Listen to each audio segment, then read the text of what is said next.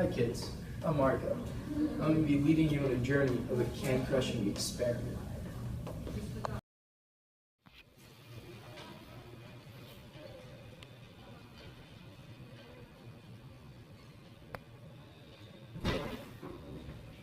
Hey guys, I'm Jack.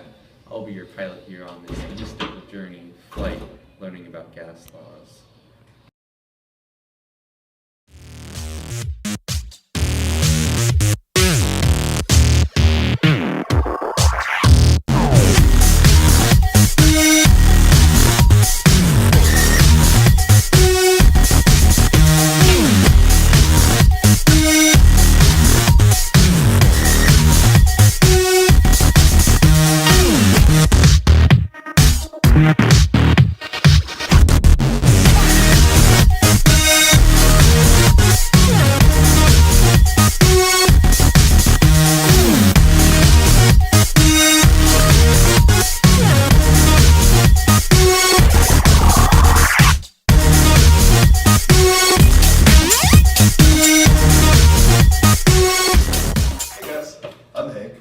I'm going to be running you through these gas law experiments.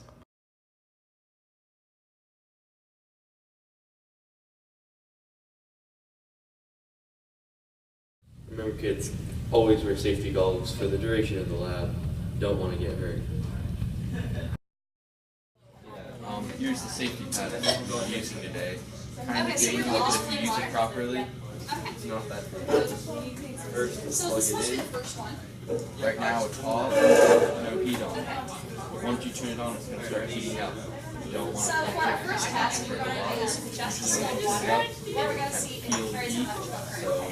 So we have batteries in here set up with relatable and wires. So we're going to put the two out there close to the water.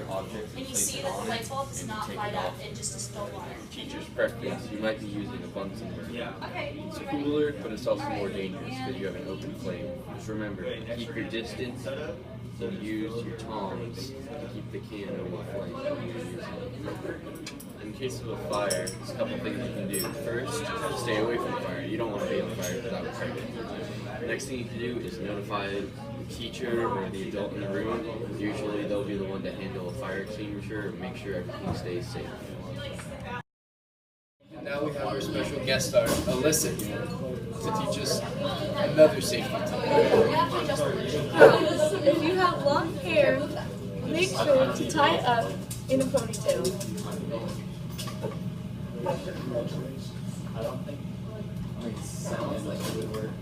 And always remember your safety goggles. You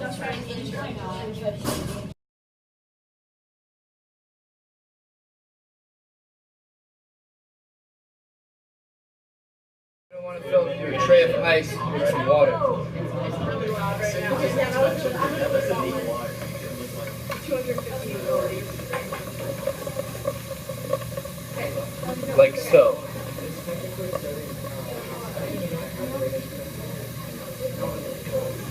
Do I need to redo the entire thing?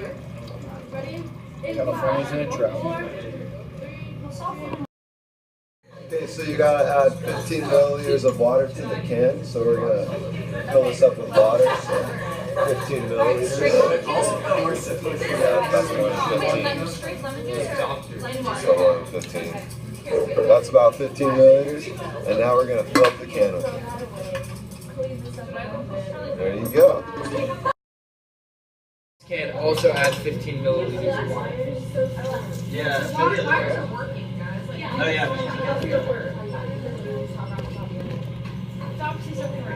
Try it. Try these ones because I think these are. Can we're measuring 25 milliliters, and you're also going to be heating the can for longer.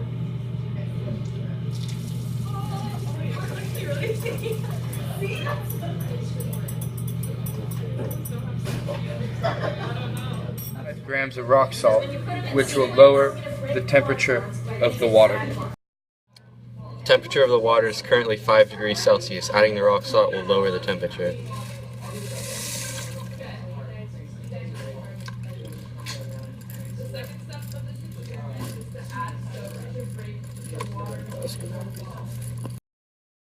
Temperature has now dropped to around 3 degrees Celsius.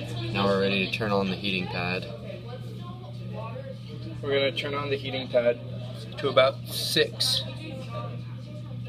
And then using our tongs, we can place the can on top. We'll rest for 10 minutes to heat up.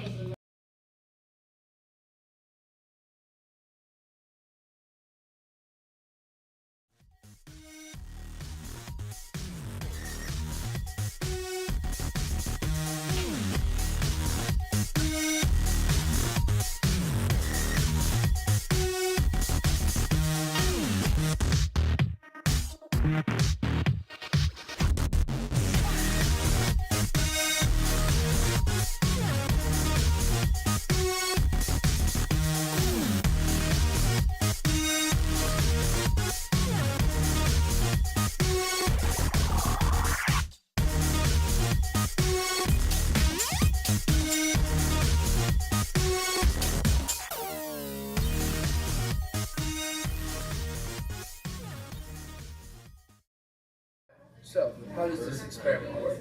Well, at the beginning, when we put it on the heating pad, it's off. There's the same amount of air particles inside the can as there is outside of the can per area, like the density is the same. So, the air particles in the inside of the can are pushing with the same amount of force as the particles on the outside, so they're staying the same.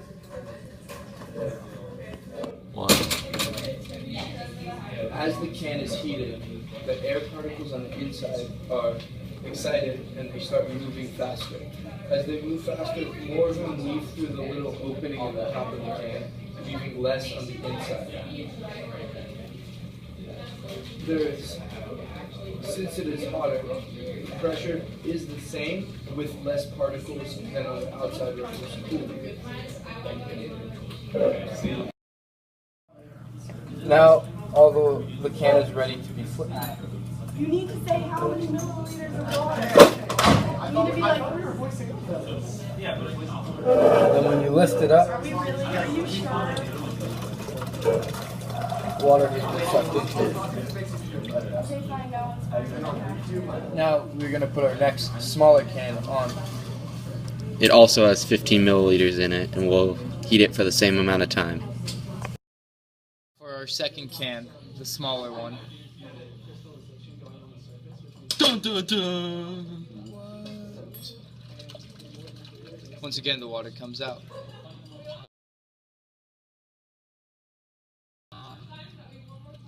Science rocks!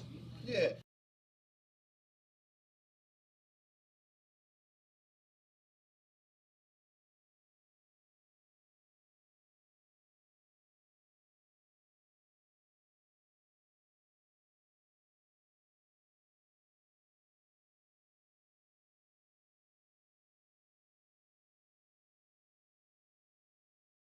We got this piece of tea right here filled up with 25 milliliters of water. Now we're going to heat this up. Yeah. For the same amount of time we've done for the other couple ones. Yeah.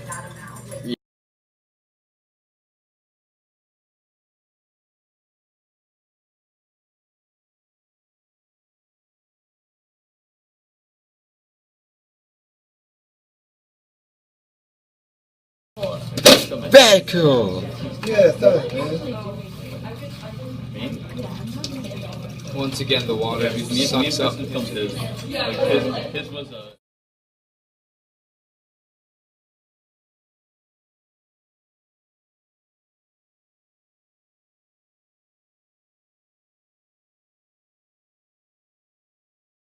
Still gotta be just as safe. This heating pad, even once you turn this off, it's still gonna be hot. You still don't want to touch it. After you turn it off, make sure to unplug it. If there's anything still on the heating pad, it's still gotta be turned on. If it can't throw crutch, the right thing to do is recycle them.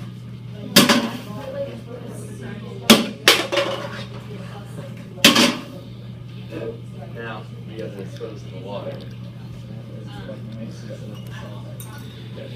Find the sink, nice and gently pour it in, and then you probably want to wash out the container too.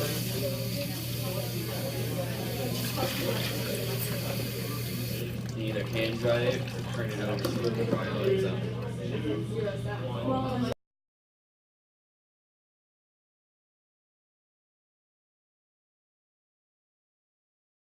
Remember, kids, if your teammate misses the shot, get the offensive rebound.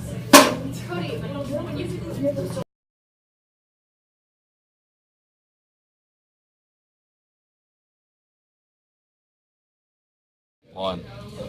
So now, once the can has been flipped over and placed into the water, the air particles on the inside are pushing on the outside walls, on the inside walls of the can with some force, but it is not equal to the force being pushed onto the can by the outside air particles, since there's much more. So eventually, the can will be pushed inside and it will crush.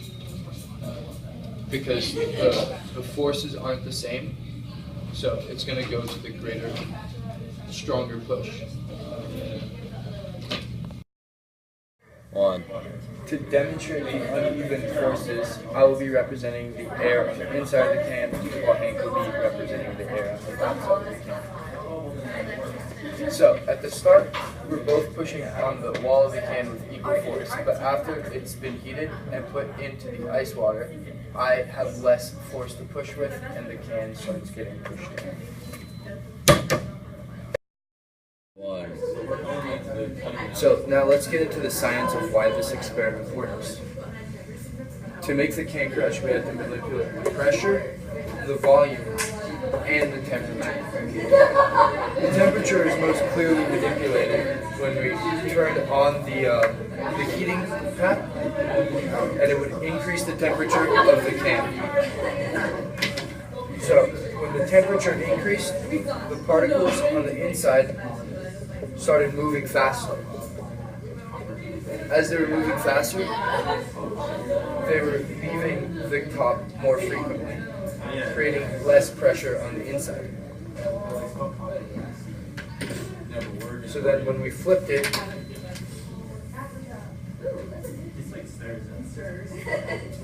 into the water, here's where the most exciting part of the experiment took place. Since we had changed the temperature, which changed the pressure, and then we flipped that changed pressure